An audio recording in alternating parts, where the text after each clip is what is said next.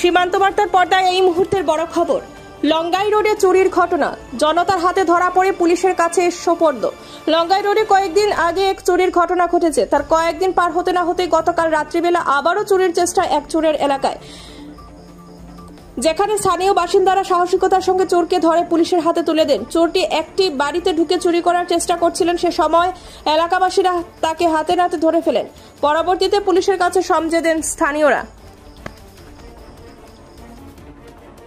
একজন মানুষটা গ্যাসমেন্ট জ্বালায় একজন মানুষ এখানে গ্যাসমেন্ট জ্বালানোর কথা না। আমরা এসে কাছে হওয়ার পরে দিলাম কিতা তুমি এখানে কোথা কই না আমি নেশা করে আমি কিছু বুঝছি না, ওগুলি ঢুকি যেগুলি ঢুকি যাইবা এখানে রাত্রে বাজে ওখানে দুটো তুমি এইগুলি কিছু করতে পারে না, ঘুমাই গেছে। তোমার বাড়ি করি গত 6-7 দিন থেকে লঙ্গাই রোডে প্রচুর চুরি আরম্ভ হয়েছে, প্রত্যেকটা বাড়ি হয়েছে। লাস্ট হয়েছে গিয়ে আমাদের বিজেপি প্রাক্তন সভাপতি সুব্রত ভট্টাচার্য মহাশয়ের বাড়িতে। এই চুরির পরে পুলিশে কোনো ধরনের কাজ করে না, কোনো অ্যাকশন নেয় না, কোনো সুদ ধরতে পারছে না। যার লাগে আমরা পাড়ার মানুষ বাধ্য হইয়া নিজেরা পাড়া দেওয়ার ব্যবস্থা করছে। কালকে 3 নম্বর দিন আছিল পাড়া দেওয়ার। কালকে গিয়া রাত্রেবেলা আনুমানিক 2টার সময় তারা ওখানে একটা মানুষের বাড়িতে চুর একটারে পাইয়া এটাই ধরছে, ধরিয়া পুলিশের কাছে হ্যান্ড ওভার করা হয়েছে। কিন্তু মানুষে আমরা পারি আর অত পুলিশে পারে না, মানে পুলিশ টোটালি ব্যর্থ এই চুরিকাণ্ডে। তখন আগেও নাম কিছু পাইছে, আমার নাম কইছে নিপেন্দ্র দাস, কোন জায়গায় বাসা হ্যাঁ কইছে লঙ্গাই, আর পুলিশও কইছে ইন্টারা করুন। এটার কোনো মানে পারফেক্ট কোনো নাই, কোন জায়গার বাড়ি কোন জায়গার সেটা বুঝছে না। এইগুলি ঢুকি গেছে মানে আরেকজনের বাড়িতে, ওই বাড়ির ভিতর থেকে যে সুর ধরার ফলে ওইটা পাগল হয়ে যায় না, নেশাযুক্ত হয়ে যায়, এটা কইয়া পুলিশে ছাড়ি দেয়। আমরা দাবি হইল পুলিশের কাছে, প্রশাসনের কাছে ওটাও দাবি যে এটার বিচার হইতো এবং উপযুক্ত শাস্তি হইতো। আমরা ধরিয়া দিলাম আমরা ভাড়া ছেলেরা। আচ্ছা, ওটা কত নম্বর ওয়ার্ড? 3 নম্বর ওয়ার্ড।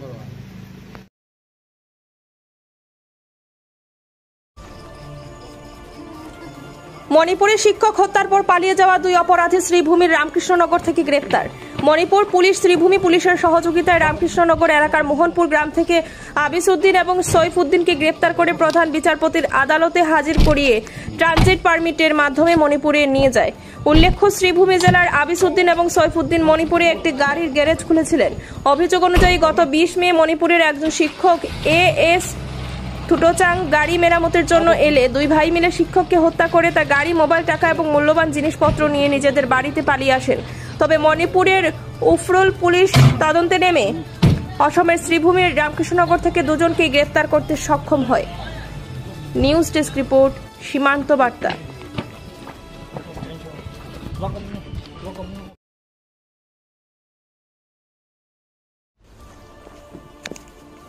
শ্রীভূমি শহর উন্নয়ন বোর্ডের নতুন চেয়ারম্যান হিসেবে দায়িত্ব গ্রহণ করলেন বিশ্বরূপ ভট্টাচার্য।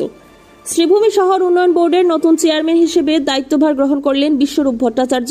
বিদায়ী চেয়ারম্যান সুব্রত সাহার কার্যকাল সমাপ্তির পর সরকারি নির্দেশে আজ বঙ্গভবনে একটি বিশেষ অনুষ্ঠানের আয়োজন করা হয়।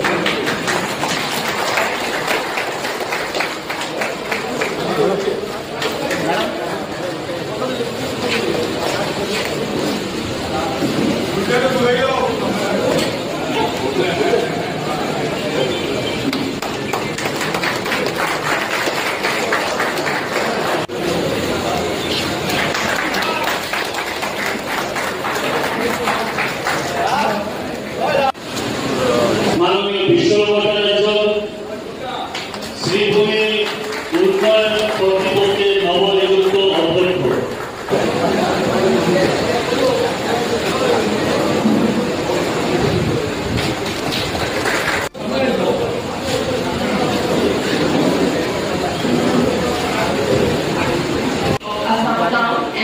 Country Planning Act 1959 के अंतर्गत and in the interest of public service हमारे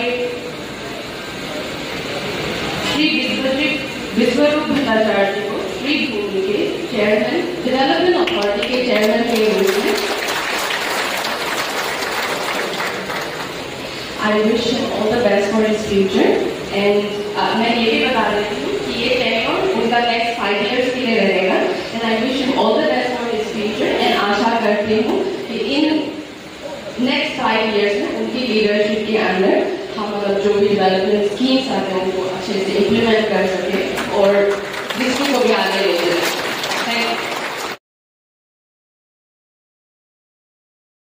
আপনার ইলেকট্রনিক জিনিসপত্র নষ্ট চিন্তার কোনো কারণ নেই। এখনই আপনি যোগাযোগ করতে পারবেন আমাদের পরিষেবার সঙ্গে। আমাদের পরিষেবায় AC, fridge, TV, washing machine, running machine, chimney, counter fridge, microwave, water purifier সহ অন্যান্য সব ইলেকট্রনিক সামগ্রী দ্রুত এবং দক্ষতার সঙ্গে রিপেয়ার করা হয়। বিশেষজ্ঞ টেকনিশিয়ান দ্বারা পরিষেবা বিশ্বাসযোগ্যতা ও সঠিক সময়ে সার্ভিস দেওয়া আমাদের অঙ্গীকার। তাই দেরি না করে আজই যোগাযোগ করুন 8011237974। ধন্যবাদ। Smart market online shopping private limited, আপনার শপিংয়ের সেরা গন্তব্য। খুশির খবর, কয়েকদিনের মধ্যেই আমরা নিয়ে আসছি স্মার্ট মার্কেট অনলাইন শপিং। সহজ এবং দ্রুত কেনাকাটার অভিজ্ঞতা, আকর্ষণীয় অফার এবং ডিসকাউন্ট, আপনার প্রয়োজনীয় সমস্ত পণ্য এক জায়গায়। 247 গ্রাহক সেবা। আর অপেক্ষা নয়, নতুন যুগের কেনাকাটার জন্য প্রস্তুত হন। স্মার্ট মার্কেটে শুরু হোক আপনার সাশ্রয়ী এবং স্মার্ট শপিং। আপনার জীবনে নতুন মাত্রা যোগ করতে আসছে স্মার্ট মার্কেট অনলাইন শপিং ফেট। শিগগিরই আসছে। স্মার্ট থাকুন, স্মার্ট শপিং করুন।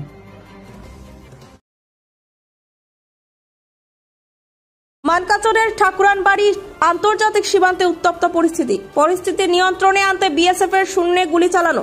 সীমান্তে বিএসএফ বাংলাদেশের সেনাকে নিয়ন্ত্রণ করতে শূন্যে 4 রাউন্ড গুলি চালানোর ঘটনা সংঘটিত হয়েছে। জানা গেছে বাংলাদেশের নাগরিকদের পুশব্যাক করার সময় এই ঘটনা সংঘটিত হয়েছে। উল্লেখ্য, ভারতে অবৈধভাবে প্রবেশ করা 14 জন বাংলাদেশি নাগরিককে মানকাচর আন্তর্জাতিক সীমান্ত দিয়ে পুশব্যাক করার সময় বাংলাদেশের সেনা বিজিবি বাধা প্রদান করে। জানা গেছে বাংলাদেশের সেনা বিজিবি আন্তর্জাতিক সীমান্তের শূন্যস্থানে এসে প্রথমে ভারতীয় সেনা বিএসএফ এর সঙ্গে তর্কযুদ্ধে লিপ্ত হয়। পরে বাংলাদেশের সেনার সঙ্গে ঘটনাস্থলের শতশ্রুত বাংলাদেশি নাগরিক সীমান্তের শূন্যস্থানে এলেও বিএসএফ পরিস্থিতি নিয়ন্ত্রণে আনতে শূন্যে গুলি চালাতে বাধ্য হয়। হাটসিঙ্গিমারি থেকে আমিরুল ইসলামের রিপোর্ট, সীমান্ত বার্তা।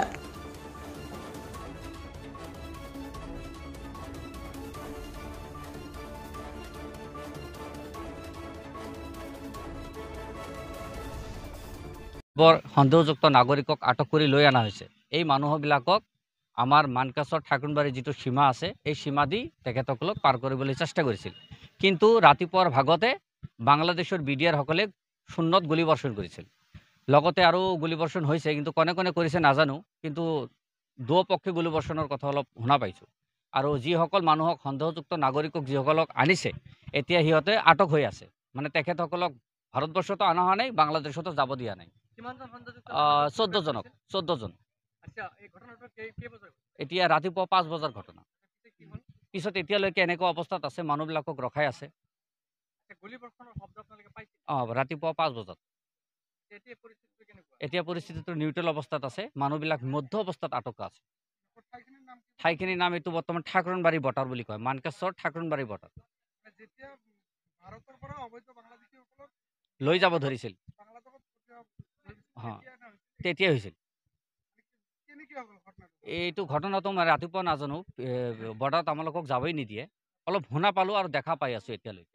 মানুহবিলাক যিসকলক 14 জন নাগৰিকক সন্দেহযুক্ত নাগৰিকক লৈ অনা হৈছে তেখেতসকলে মধ্য অৱস্থাত আছে। তেখেতসকলক এতিয়ালৈকে বাংলাদেশতো যাব দিয়া নাই, আকৌ ভাৰতবৰ্ষতো উভতি অহা নাই। বাঘ ভিতৰত অলপ ৰাতিপুৱা এইটো গুলীবৰ্ষণৰ অলপ শব্দ শুনা গৈছে। এতিয়া দুপক্ষে হ'ল, এক পক্ষে হ'ল, আমি ভালকৈ দেখা নাই, কিন্তু শব্দ পোৱা গৈছে যে দুপক্ষ নাই, ইয়াত অহা নাই। তাৰ পৰাই তেওঁসকলে গুলীবৰ্ষণ কৰিছে, এইটো শব্দ পোৱা গৈছে। এই নিয়ন্ত্রণত করতে হবে।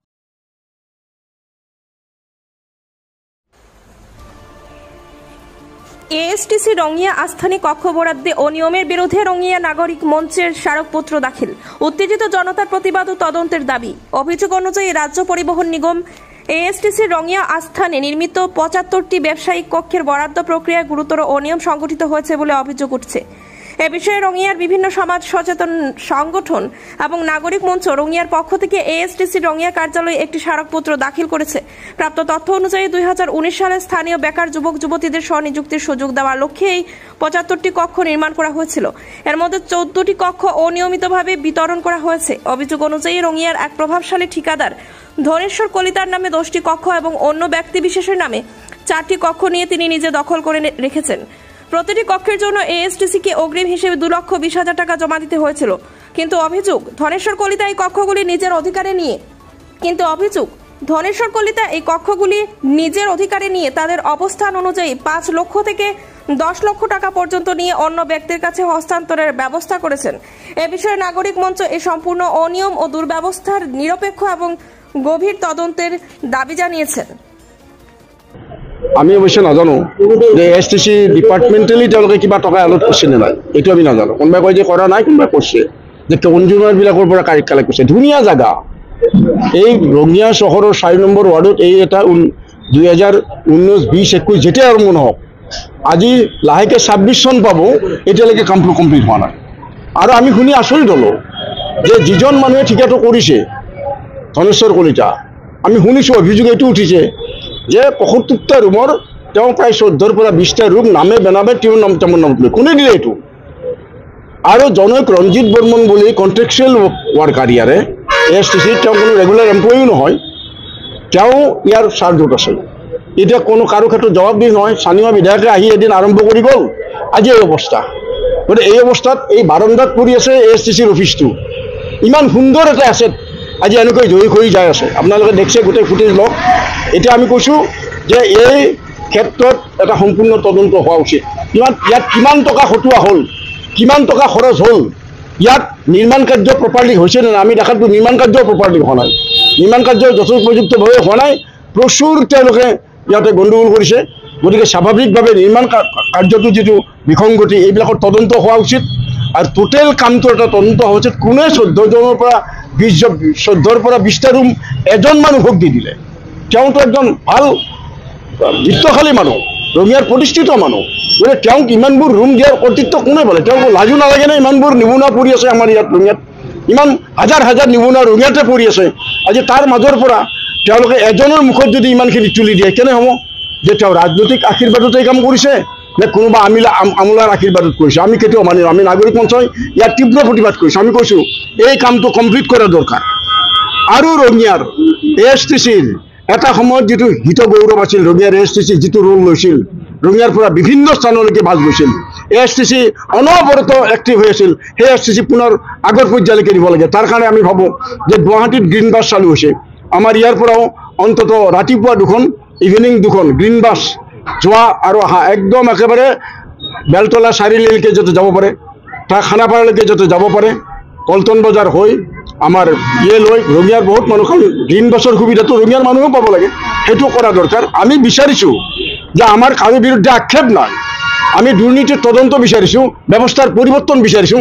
যিখন চৰকাৰে কৈছিল যে দুৰ্নীতিৰ বিৰুদ্ধে আমি শূন্য সহনশীল, সেইখন চৰকাৰ দিনটো এনেকুৱা কাম কেনেকুৱা হৈ থাকে? স্থানীয় বিধায়কজন ক'ত শুই আছে?